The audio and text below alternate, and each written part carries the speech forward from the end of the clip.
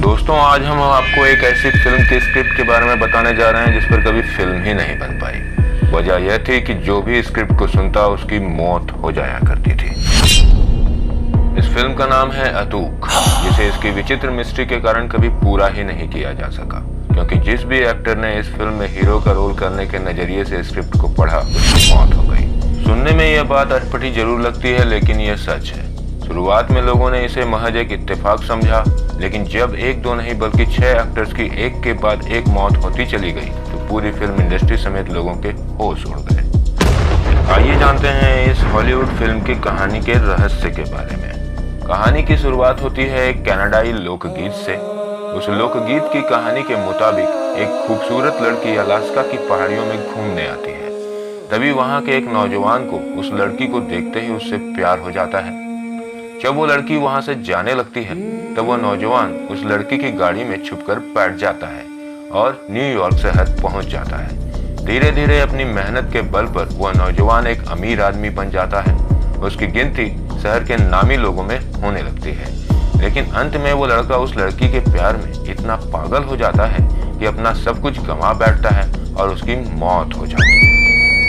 दोस्तों, New York post के मुताबिक इस लोकगीत पर 1963 में एक नॉवेल भी लिखा गया, जिसका नाम था द इनकम्पैरेबल अतूक। इसे मोर्डेकाई रिचलर ने लिखा था। 1977 में कनाडाई फिल्म डायरेक्टर नॉर्मन जेविसन ने उस समय के मशहूर स्क्रिप्ट राइटर टॉड कैरल को इस फिल्म पर स्क्रिप्ट तैयार करने को कहा। टॉड कैरल को स्क्रिप्ट लिखने में पूरे 2 साल लगे। 1979 में फिल्म की स्क्रिप्ट फाइनल हो गई। इसके बाद फिल्म के हीरो के लिए सबसे पहले कॉमेडियन एक्टर जॉन बेलुसी का नाम साइन हुआ। जॉन बेलुसी को स्क्रिप्ट पढ़ने के लिए दी गई। स्क्रिप्ट पढ़ने के कुछ दिन बाद ही जॉन बेलुसी की एक होटल में ड्रग के ओवरडोज से मौत हो गई। उनकी इस रहस्यमयी मौत ने कई सवाल खड़े कर दिए, लेकिन किसी का जवाब नहीं मिल सका।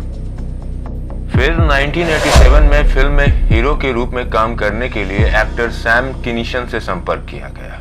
स्क्रिप्ट पढ़ने के कुछ दिन बाद सैम की एक कार एक्सीडेंट में मौत हुई। कार में उस समय सैम के साथ मौजूद उनके दोस्त ने बताया कि मरने से पहले सैम बस एक ही बात बोल रहे थे कि I don't want to die, मानो वो किसी अदृश्य शक्ति से बात कर रहे हों। फिर अपनी आखिरी सांस लेने से पहले उन्होंने कहा ओके ओके ओके। 2 एक्टर्स की मौत के बाद लोगों को लगने लगा कि यह स्टोरी साबित है, जबकि कुछ लोगों ने इसे वहम करार दिया। इसके बाद इस फिल्म में अटूक के रोल के लिए जॉन कैंडी का नाम फाइनल हुआ। सन 1993 में उन्हें स्क्रिप्ट दिखाई गई। जॉन ने स्क्रिप्ट पढ़ने के बाद हीरो के रोल के लिए हाँ कह दिया। हाँ कहने के कुछ दिन बाद ही जॉन की भी होटल के एक कमरे में संदिग्ध अवस्था में मौत हो गई। बताया जाता है कि इस फिल्म की स्क्रिप्ट माइकल और डोनगी नामक शख्स ने जॉन कैंडी को दी थी। स्क्रिप्ट देने के दौरान माइकल और डोनगी ने भी कई बार स्क्रिप्ट को पढ़ा।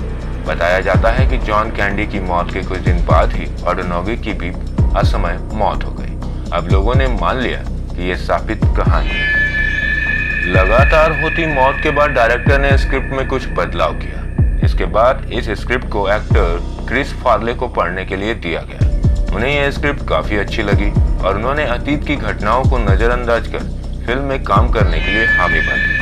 उनके यहाँ करने के कुछ ही दिन बाद उनकी भी मौत हो गई। इस घटना के कुछ दिन बाद अब स्क्रिप्ट जॉन हार्टमैन को पढ़ने के लिए दी गई। उन्होंने भी स्क्रिप्ट पढ़ने के बाद काम करने के लिए हाँ कहा, लेकिन कुछ ही दिन बाद संदिग्ध परिस्थितियों में उनकी भी मौत हो गई। इन दोनों मौतों के बाद इस फिल्म प्रोजेक्ट को हमेशा के लिए बंद कर दिया गया। साथ ही इसकी ओरिजिनल स्क्रिप्ट को किसी गुप्त जगह में छुपा दिया गया, ताकि कोई और इस साबित स्क्रिप्ट का शिकार न बन सके।